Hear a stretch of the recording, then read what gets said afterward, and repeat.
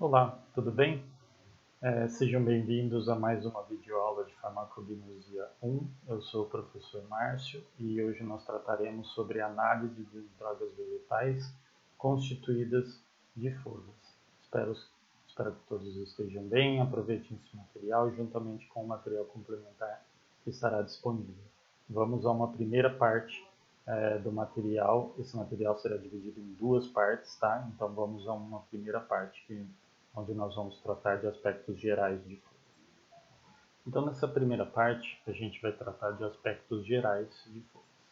Estou abrindo aqui para vocês a apresentação, né, onde na farmacognosia 1, como eu disse para vocês, nós trataremos de análise de drogas vegetais constituídas de folhas. Ok? Então, vamos lá. Rapidamente, fazendo uma rápida revisão, nós temos que lembrar que droga vegetal nada mais é do que a planta medicinal que já passou por um processo de preparo, ok? Ela está pronta para ser preparado um chá ou para ser preparado um extrato, certo? Outro conceito importante é o conceito de farmacógeno. Farmacógeno nada mais é do que a parte da planta que será usada para fins terapêuticos, correto?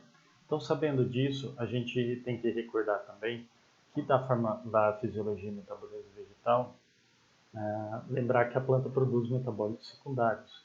Esses metabólitos secundários são os princípios ativos que são utilizados para fins terapêuticos. Mas a planta não acumula os metabólitos secundários na planta como um todo. Às vezes ela acumula numa determinada parte da planta, como por exemplo as folhas, ou então nas raízes, ou então nas flores. Então cada planta tem uma característica específica de concentrar esses metabólitos em uma determinada parte da planta, correto? Então vamos pensar que se a gente quer utilizar uma planta para fins terapêuticos, a gente tem que primeiro utilizar a planta correta. Para utilizar a planta correta, a gente tem que primeiro identificar corretamente essa planta, tá? E depois saber se a planta acumula seu metabólito em determinada parte da planta. Então a gente tem que pegar a planta, comparar com o material, já que nós não somos especialistas, nós comparamos a planta com o material. Esse material geralmente está disponível em farmacopeia, em artigo científico ou então em monografias gerais, que vão dar para a gente características para identificar corretamente essa planta. Lembrando que por enquanto eu estou falando da identificação botânica, tá? Então a gente primeiro identifica corretamente essa planta e depois separa a parte correta para ser utilizada. Hoje, na aula de hoje, nós vamos tratar daquelas partes que são as folhas. Então, as plantas cujas folhas são o farmacógeno, ou seja, a parte correta a ser utilizada. Tá? Então, vamos lá. Lembrando, estamos falando por enquanto de caracteres botânicos, então a gente pode subdividir em duas partes. Caracteres macroscópicos, tá? E características microscópicas. Macroscópico a gente está falando de visualização a olho nu ou no máximo com auxílio de lupa. Então a gente tem que observar forma, consistência, superfície, tamanho, cor e assim por diante. Enquanto nas características microscópicas nós estamos falando em primeiro fazer um corte histológico, observar esse corte histológico no microscópio e aí comparar. Lembrando que as espécies, as plantas da mesma espécie possuem semelhança macro e microscópica e plantas de espécies diferentes possuem diferenças em suas características macroscópicas e microscópicas. Ok? Vamos seguir então. Aqui nesse slide está mostrando para vocês uma pequena descrição macroscópica retirada da Farmacopeia Brasileira de 2010. Então aí vocês vão ler com calma e observar que está falando, por exemplo, que o abacateiro, cuja parte utilizada são as folhas, possui folhas simples, elípticas, oblongas ou oval acuminadas, ou seja, estão falando aqui de forma, mas também fala de consistência, também fala de tamanho, também fala de coloração, também fala de superfície e também fala de inervação. Tá? Então são características macroscópicas importantes que nos ajudam a identificar, nesse caso aqui, as folhas de abacateiro. Assim como a gente tem a descrição macroscópica, a gente tem a descrição microscópica também, tá? Mas vamos falar primeiro então sobre folhas, tá? A folha ela é dividida em limbo, que é a parte principal da folha, em pecíolo, que é a parte que liga a folha ao caule, em bainha, que é o pezinho aqui do pecíolo, que liga realmente a folha ao caule, e a gente tem a presença ou não de estípulas, que são estruturas vegetais que estão aqui ligadas na base aqui do pecíolo, que é a bainha, correto? Então essas são as partes principais da folha. Perdão. Numa primeira classificação bem simplificada, nós temos as folhas simples e as folhas compostas. Aqui nós temos 3 exemplos de folhas simples. Tá? Então, a folha simples é aquela em que o limbo tem uma única formação, né? Ele não é subdividido. E nas folhas compostas nós temos que o limbo é subdividido. Então, isso daqui tudo seria uma folha, tá? Composta, porque ela é composta de várias pequenas folhas com aqui uma união central entre elas. Ok? É importante a gente, para classificar a folha, também observar, por exemplo, a forma. Então a gente tem forma falciforme, forma elíptica, folha cordiforme, que seria a forma de coração, lanceolada, triangular, circular e reniforme. Ou seja, a gente tem que observar a forma do limbo dessas folhas. Tá?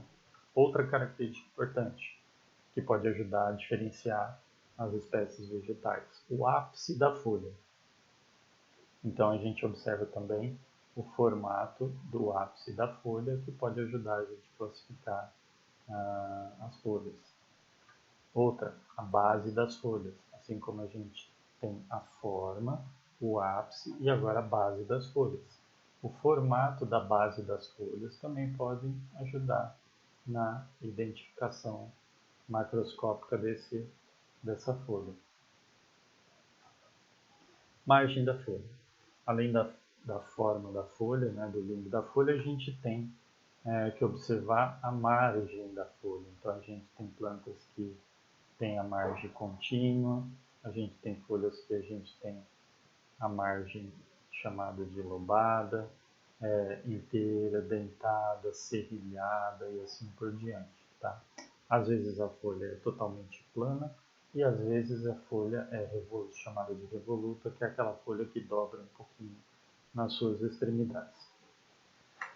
A gente pode classificar as folhas também de acordo com a sua nervação ou venação, que nada mais é do que observar aquelas nervações por onde passam os feixes de floema e de xilema. Tá? Então a gente tem aqui para vocês as plantas uninérvia, ou seja, tem uma única nervatura. A gente tem as plantas peninérvias, que são aquelas plantas que têm uma nervura central e depois nervuras secundárias, terciárias e assim por diante. As paralelinérvias, cujas as nervaturas são todas paralelas, todas saindo da base, todas paralelas. E nós temos também, por exemplo, as palmatinérvias, que são aquelas plantas cujas nervações lembram uma palma da mão. Tá? Nervação, então, importante também. A gente pode classificar as folhas também de acordo com a superfície. Então a gente tem aquelas folhas que são glabra, ou seja, sabe aquela alface crespa? Exatamente, a alface crespa tem a folha glabra. A gente tem as folhas lisas, a gente tem as folhas pilosas, que são esse exemplo aqui. E a gente tem as folhas rugosas, por exemplo, também, que também pode ser, a gente poderia também classificar, por exemplo, o alface crespa também como uma folha rugosa, ou aqui nesse outro exemplo também. Tá? Mais uma característica, coloração. Existem, a maioria das folhas são verdes, mas também nós temos as folhas que têm colorações diferenciadas. Então é importante que na descrição macroscópica conste também a coloração ou as colorações nas quais aquela folha pode ser encontrada. Consistência. Então, às vezes, nós temos aquela folha bem fininha, que tem característica membranácea, ou às vezes a gente tem aquela folha mais suculenta, mais carnosa, ou então a gente tem folhas do tipo coriácea, que são aquelas folhas que lembram o aspecto do couro, como essa daqui, papiráceas, que lembram o aspecto de papel, por exemplo, aquelas folhas mais delicadas, e assim por diante. Eu estou dando aqui alguns exemplos de características importantes, mas dentro dessas características tem uma variedade gigantesca de possibilidades. Então a gente fala do limbo, então falou da forma, da margem e assim por diante, mas também a gente pode caracterizar as folhas por diferencial pecíolo. Tá? Então o pecíolo é o eixo que sustenta a folha e serve para unir a lâmina foliar ao caule. Tá? Então as folhas elas podem ser classificadas de acordo com a presença ou não de pecíolo e a posição desse pecíolo. Tá? Então peciolada é aquela folha que tem pecíolo, né? Peltada é aquela folha que o pecíolo está preso no meio da lâmina, como por exemplo aqui. Tá? E séssil é aquela folha que o pecíolo está ausente e é aquela folha que sai diretamente do caule, sem a presença de um pecíolo. Tá? O pecíolo ele pode ter formatos diferentes, como está aqui. Ele pode ter a inserção diferente na folha, ele pode ser inserido aqui no meio, ou ele pode ser inserido de forma marginal. Se você corta o pecíolo de forma transversal, ele pode ter formatos diferentes, como circular, triangular, canaletado, oval, entre outros. E a superfície do pecíolo também a gente pode nos ajudar a classificar essa folha. Ele pode ser estriado, pode ser rugoso, pode ser verrucoso, ele pode ser piloso e assim por diante, tá bom? Tem uma característica interessante que é a filotaxia. Tá? Filotaxia nada mais é do que o arranjo das folhas no caule. Tá? Então, como vocês estão vendo aqui, ó, por exemplo, a gente tem aquelas plantas cujas folhas estão organizadas de forma alternada. Nós temos aqui um nó, que é onde se insere as folhas no caule, e nós estamos vendo aqui que está uma de um lado e uma do outro. Ela é chamada de alternada. A gente tem as consideradas de filotaxia de lado oposto. Então, no mesmo nó, a gente tem duas folhas em lados opostos. Tá? Aqui também duas folhas seriam em lados opostos. E tem as verticuladas, que são aquelas plantas em que em cada nó se insere 3 ou mais folhas. Tá bom? Isso se chama filotaxia. Então, relembrando, para classificar corretamente uma planta, identificar corretamente, nós temos que identificar estruturas macroscópicas. Essas estruturas macroscópicas estão descritas na forma de texto, na farmacopeia ou em monografias de artigos científicos, etc. Além da parte descrita, nós sempre temos pranchas com desenhos e esquemas para que a gente possa comparar. E a gente tem que identificar o máximo de características possíveis para poder caracterizar bem aquela folha, que no nosso caso aqui é a folha que vai ser utilizada para fins terapêuticos, tá? Lembrando que nem toda planta são as folhas que são utilizadas, né? E daqui a pouco a gente vai dar alguns exemplos. Depois das características macroscópicas, a gente pode partir para as características microscópicas também. O que a gente observa? Organização do tecido, nesse caso, inclusões celulares, presença ou não de algumas estruturas peculiares que nos ajudem a classificar corretamente essa folha. Tá bom? A gente vai ver rapidamente alguns aspectos importantes. Nós não vamos aprofundar nada botanicamente, mas vocês vão estar livres com material para estudar um pouquinho e uma tarefa interessante para vocês estudarem um pouquinho esses aspectos também. Se a gente está falando de características microscópicas, a gente está falando primeiro de fazer um corte histológico, corar esse corte e depois observar esse corte no microscópio óptico. Esse corte, basicamente, ele pode ser feito de duas maneiras. Aqui a gente está vendo o corte que a gente chama de paradérmico, ou seja, ele é paralelo à derme da folha, tá? E o corte transversal. Então vocês imaginem a folha, o limbo da folha, você pode fazer um corte paralelo, que é chamado de paradérmico, e você pode fazer um corte transversal, tá? Em relação à parte, à superfície maior da folha. Tá? Então são basicamente esses dois tipos de corte que se é trabalhado e que as monografias trazem para observação. Aqui vocês estão vendo esses dois tipos de corte. Então a gente tem aqui um corte transversal, então de novo a gente tem a folha e a gente fez um corte transversal ao maior plano da folha. E aí a gente consegue observar tudo que tem dentro da folha e como os tecidos estão organizados, tá? No caso aqui a gente tem um corte de sene e a gente está observando aqui na parte de cima da folha, aqui a parte de baixo da folha, tá?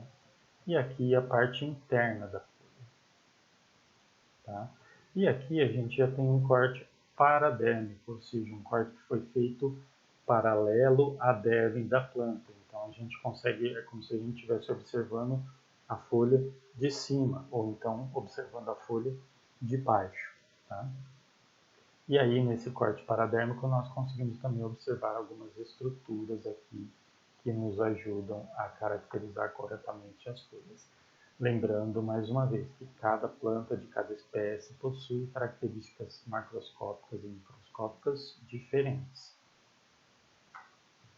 Aqui, mais uma vez, exemplificado aqui um corte que seria transversal, tá? Então a gente tem aqui algumas estruturas bem básicas para vocês se acostumarem. Então a gente tem a cutícula, então vamos pensar que nós temos na folha, aqui nessa imagem aqui do lado, nós temos uma folha e nós temos a parte adaxial, que seria a parte de cima, e nós temos a parte abaxial, que seria a parte de baixo. Tá? Então nós temos aqui a cutícula localizada na parte adaxial, ou seja, na parte de cima. E aí depois a gente vai adentrando a folha com epiderme, aí nós temos o parênquima palissádico, que ele tem a característica de células vegetais bem unidas e alongadas. No parênquima palissádico aí estão as células responsáveis principalmente pela fotossíntese, então elas são ricas em clorofila, então elas são responsáveis pela fotossíntese. A gente tem o parênquima lacunoso, tá? E a gente tem na parte de baixo aqui exemplificado para vocês algumas estruturas que aqui está sendo chamado de ostíolo, mas também são conhecidas como estômatos, tá? Então, em geral, a folha é organizada mais ou menos nesse sistema. O sistema fundamental de cada espécie é diferente. Às vezes nós temos parênquima palissádico na parte abaxial e na parte adaxial. Às vezes nós temos só na parte de baixo, às vezes nós temos só na parte de cima. Ou seja, a organização fundamental de cada espécie é diferente. Por isso que o corte histológico permite identificar espécies diferentes, ou permite para a gente comparar para ter a identificação correta daquela planta, certo? Algumas estruturas são interessantes para serem notadas. Por exemplo, os estômatos são aquelas estruturas da célula vegetal responsáveis pelas trocas gasosas, tá?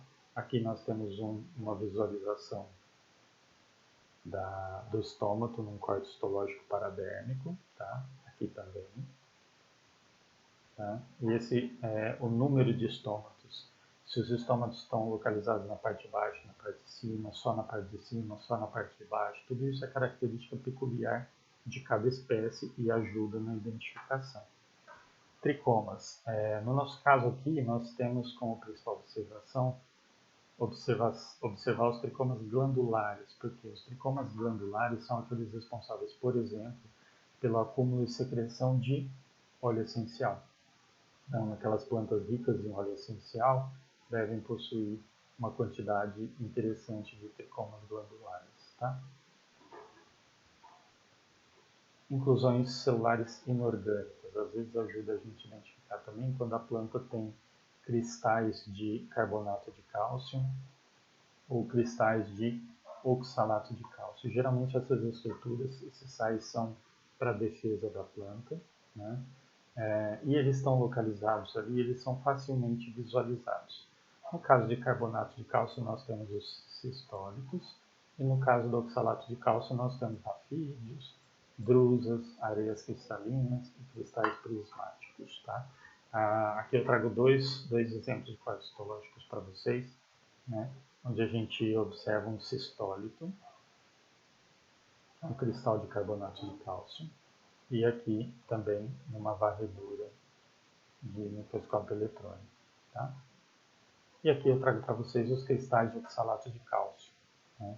Aqui um desenho de um prisma, o desenho de um cristal na forma de drusa, um desenho de cristal na forma de rafídeos, que nada mais são do que agulhas, e aqui um desenho de cristais na forma de areia cristalina.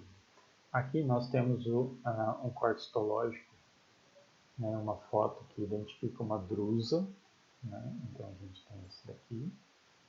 E aqui a gente tem um exemplo de rafídeos. Nada mais são do que agulhas, tá bom? Basicamente é isso. Essa videoaula é mais um roteiro para que vocês sigam e aprofundem esse assunto. Lembrando mais uma vez que nós não somos especialistas, mas nós temos a capacidade, as ferramentas para identificar material vegetal que vai ser utilizado na forma terapêutica. E é importante que a gente tenha em mãos a farmacopeia, ou monografias da Anvisa e assim por diante. E eu recomendo fortemente que vocês folheiem, leiam e passem, estudem um pouquinho a farmacopeia brasileira em suas monografias. Lá em cada uma das plantas que tem, cujas partes principais são as rodas, vocês vão poder visualizar algumas pranchas para vocês irem tomando já conhecimento disso, ok? Então, na segunda parte, vocês verão agora a parte de alguns exemplos de plantas medicinais cujas drogas vegetais são constituídas de folhas, ok? Aproveitem esse material e aproveitem também os materiais complementares que nós deixaremos disponíveis para vocês, ok? Muito obrigado pela presença de todos e até a próxima.